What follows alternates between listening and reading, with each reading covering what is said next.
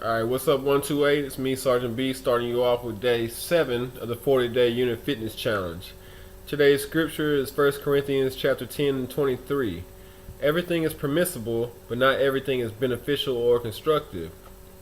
This scripture can and should be applied to several aspects of our lives, but it also speaks directly to today's topic of eating out.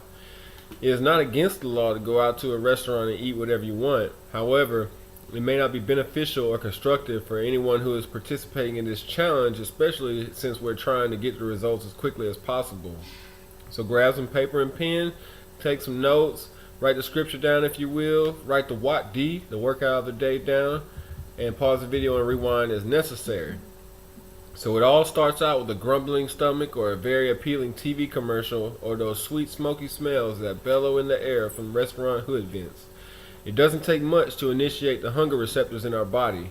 So what do we do when we do go out to eat, but we still want to stay true to the guidelines of eating healthy set forth in this program? Well, let me help you with this. Did I eat out while I did this program? Yes. Is it realistic to have someone say that they're not going to eat out for the entire 40 days? No. Let's just be real with ourselves and with each other. If you can do it, then more power to you, and I wish I had the same drive and discipline, okay? We eat out for several reasons. So what do we do when we go out to eat and we still want to do what we need to do for the program? Here goes some tips and some advice about eating out. The obvious way is to choose a healthier restaurant. You can go to a vegetable place, salad places, Subway instead of KFC, for example. You can go to these new farm-to-table restaurants. Those are really big and healthy for you as well. You can share. Instead of ordering two big portions, one for you and one for your other half, order one nice sized portion and split it. Most of the times the restaurants give you way more food than you could or should eat anyway. Another benefit of doing so helps you to save money and you're full, but you're just not stuffed. Also, this helps you to get closer because it demonstrates on many levels that you are putting the other person before yourself. Now, with kids, most of them need all the nutrition they can get, but since everyone in here in the unit is an adult, I'm going to keep using it in the adult context. For example, my wife and I, we'll share a meal depending on what it is, and then get our daughter her own so she can have all the nutrition she needs. If you have different tastes or you're not at that level of comfort to where you can share with somebody else, then order two separate things, with one of them being mostly vegetables or something like that, and split the meat and the other one with sides. This might look cheap, but it is more common practice than you think it is. I can already hear somebody saying, I can eat my plate and hers and I'll still be hungry, or I'm a big guy and need my food, or whatever other things you're saying in your mind right now. That may be true, but a big part of this program, if those foods are not healthy or thermogenic, is portion control, which we will discuss more in depth on day 21. And Jesus survived in the desert for 40 days and 40 nights without food or water. Okay? So let's keep on moving on. You can look at the light menu that some restaurants may have. You can look at the calories that the menu has on them. We're going to discuss calorie counting on day 19. You can choose healthier substitute sides like the ones that we discussed on day 3. Instead of fries or fried pickles, get sweet potato fries or a fruit bowl or a salad or another veggie. Choose olive oil dressing or some kind of vinaigrette or the low-fat version of the salad dressings. You could choose a smaller steak instead of that big old 40-ounce ribeye. They're all cooked the same and taste the same for the most part anyway. Skip the appetizer, or if you do get an appetizer as a meal and add a healthy side to it. Don't eat the bread that they give you, or just very little of it. Okay.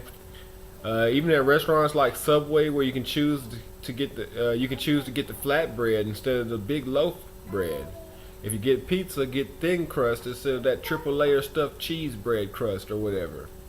If you go to a fast food joint, get the grilled chicken instead of the fried chicken.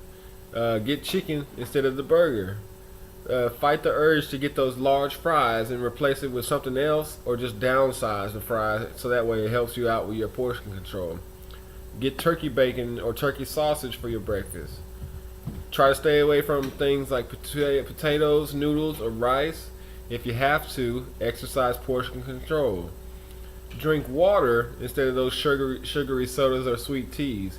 And if you have to drink something else other than the water, exercise portion control as well, because you can drink all of that weight back on due to that sugar. Okay. If you're getting your big old margarita, share one margarita instead of getting two big old separate fish bowls. And then if you have the option, you can get brown rice or quinoa instead of white rice. Okay. The list could go on and on when it comes to eating out, but these are just a few helpful tips to get you started though. Portion control and healthy choices is the answer to the issue of the restaurant, plain and simple. Alright, so today's What D, I'm going to hold it up. You're going to have to pause the video. I'm not going to read through it due to time constraints, okay? For today, I'm going to purposely make you sore since we're going to address muscle soreness tomorrow. We're going to do static exercises as well as muscle failure. Static meaning you hold the position, and then you have muscle failure, okay? So here goes your What D for today. And I'll also post this on the Facebook group. If you have any questions, comments, or concerns, please message me or call me. Or if there's anything against your profile, let me know, and I'll personally tailor a workout for you. So here we go with the motivational message for today. Unsuccessful people make decisions based on their current situations. Successful people make decisions based on where they want to be. So let's think about where we're at right now. Think about where we want to be and make our choices based off of that. Okay. So tune in tomorrow for our next segment, which is muscle soreness. Hopefully you have a lot of it. Keep your eyes out for the challenge of the day, which I'll be texting you shortly after I publish this video. So in the meantime and in between time, let's go 128. You got this. Sergeant B, out.